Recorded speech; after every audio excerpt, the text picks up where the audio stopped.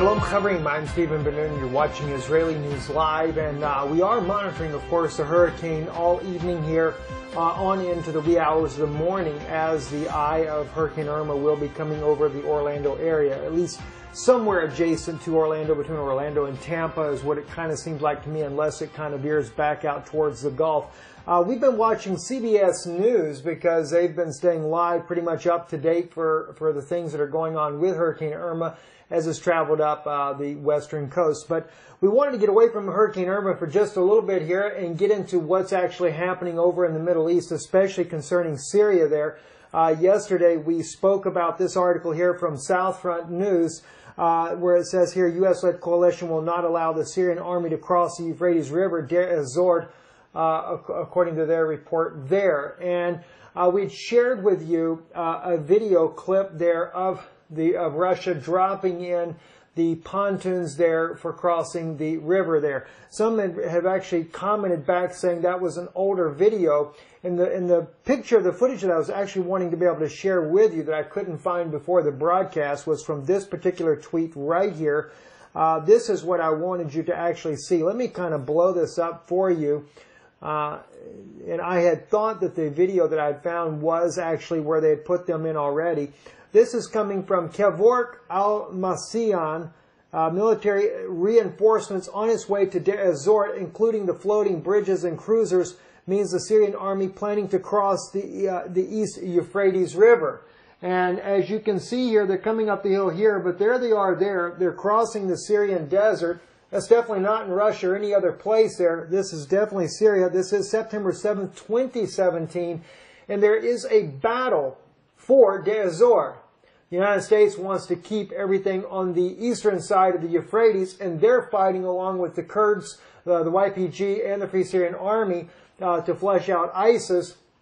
But I kind of cannot help but wonder if the U.S. coalition has not been utilizing ISIS to maintain the strength of the city there and to keep the Syrian Arab army out of that region there. It is definitely clear, though, that Russia is not playing around with this. As you can see here, let me put the screen big on this right here. Russia's Su bombers here flying extremely low to the ground here at Deir ez-Zor.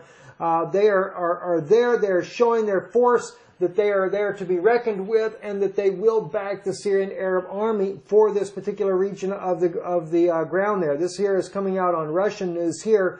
The Sukhoi Su-25s near Deir ez-Zor to Syria. This being reported again, like I said, on Russian television news. So Russia is there to stay. They're not playing around. There's other news coming out also that Russia is there. This one here, the Russian military convoy in Deir ez-Zor, the Gaz Tiger and BTR-82A with the top-mounted RP-377 UVM2 jammers. Interesting to see that they're actually using these here in this region there. I want you to be able to see a little bit more. These are these mounted guns right here. But of course, those jammers that they're bringing in, those radio jammers, why else would Russia bring these radio jammers in?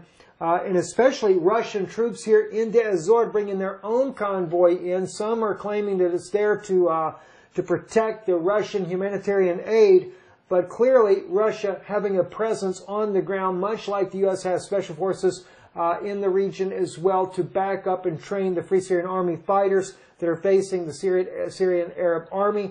Russia also showing that they are there and that they're not just willing to sit back and allow this region to fall in to U.S. hands. We also hear this here. I just wanted you to get an idea, a little bit better idea of what these jammers look like that Russia uses. These are the radio jammers that they're actually using there in the region there, the RP-377s. That's what they're using to be able to jam radio communications there with the enemy so that they're not able to know or to communicate with one another. This gives them a better opportunity to be able to attack and to counterattack the ISIS insurgents on the opposite side. But it also, you have to remember, although the Syrian Arab army has been reluctant to engage with the Kurds or the Free Syrian Army, not to say that they won't do it. And of course, the Iraqis and the Iranians both have been helping the Syrian government to take Deir ez-Zor back. So that's something I'm sure the U.S. is not very happy with, that the Iraqi government has also been involved in helping in this battle. Going back to the hurricane, though, real quick, this video here kind of popped up today.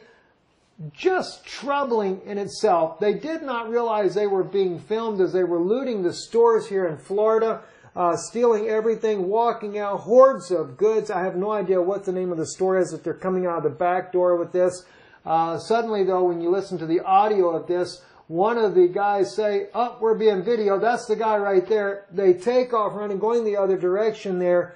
But, you know, you got license plate numbers and everything on this video footage that was being taken, but just hordes of stuff being stolen, looting already, and just really a shame on the community at large that they would be willing to just steal from these stores just because a hurricane is coming through.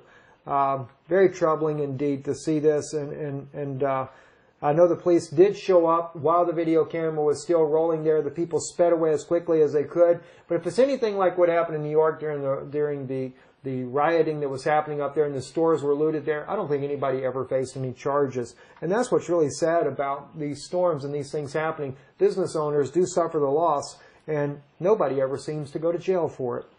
Maybe they kind of know that, and that's the reason why these things happen.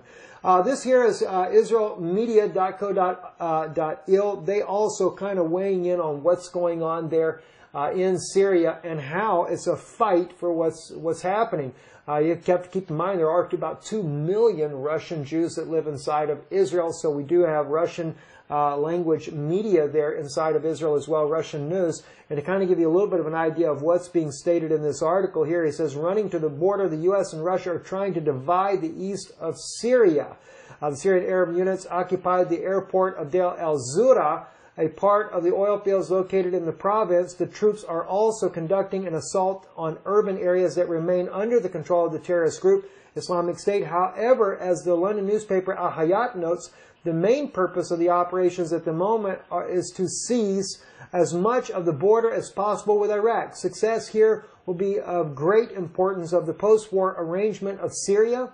In the run to the border is involved not only Russia-backed Syrian regime, eastward Kurdish militiamen followed by U.S.-led Western coalition. At the same time, the Kurds are conducting an offensive on the eastern bank of the Euphrates River, while the Syrian troops are on the western side. Of course, the Syrian government has gone in 3 different directions. Is one reason why they've been so successful in defeating ISIS in this area here, and they are ready to cross that river. They say will be heavy fighting in order to take the city, and they said that the ISIS militants have nowhere to go because they are surrounded. Free Syrian Army, there is the Kurds, there is the Syrian Arab Army, the Iranian militants that are there, militias that are there, as well as the Iraqis that are fighting along with the Syrian government to take this city. And it is a strategic point, and a point that the U.S. coalition would like to see fall into the hands of the Kurds and the Free Syrian Army and not the Syrian government. I'm Stephen Benoon. You're watching Israeli News Live. Later tonight, we'll try to update you more about this hurricane as the winds intensify. The rains are pouring down here in Orlando now, and we're starting to get some of those heavier storm bands coming through that carry much higher gusts of wind at this point now as the bigger bands are coming in as Hurricane Irma moves northward. Shalom, and thank you for praying for us. We appreciate your kindness and support of this ministry, and if you'd like to support the work we do, please go and visit our website, IsraeliNewsLive.org. Also, if you're watching our broadcasts on our YouTube channel, Israeli News Live on YouTube, just look right above the subscribe button there. We have a donation button link there. And always at the end of the broadcast, our address in Prague, Czech Republic appears. You can help us out just by mail if you prefer that. I'm Stephen Benoon with Israeli News Live.